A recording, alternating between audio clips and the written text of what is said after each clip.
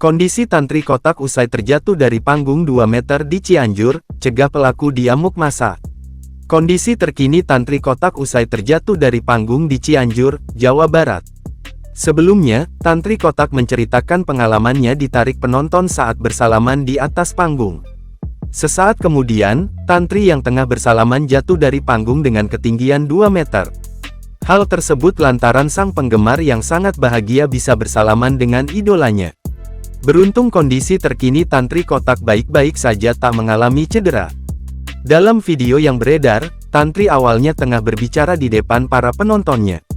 Ia mengaku senang bisa kembali manggung setelah sempat berhenti selama 1,5 bulan.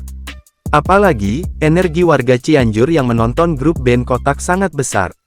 Saat itu Tantri lalu mengatakan bahwa ada seorang penonton yang meminta dia untuk bersalaman.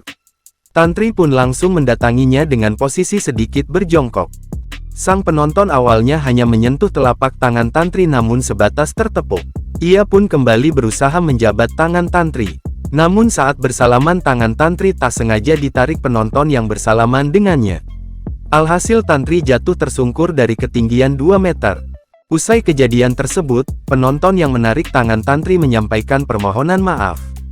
Dia mengaku bahwa dirinya tidak sengaja menarik tangan Tantri.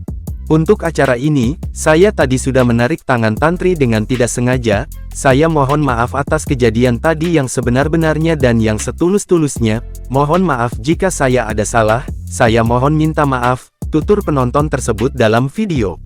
Selain itu Tantri juga sudah memaafkan pelaku lantaran tak sengaja.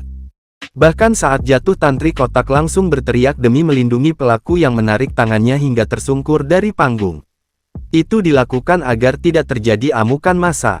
Kalau saya nggak teriak, jangan dipukul, saya nggak kenapa-kenapa, mungkin masnya bisa habis diamuk. Makasih ya kerabat Kotak sesayang itu saya sama kalian, tetap bersama dalam kondisi apapun ya, kata dia dengan menyertakan simbol hati.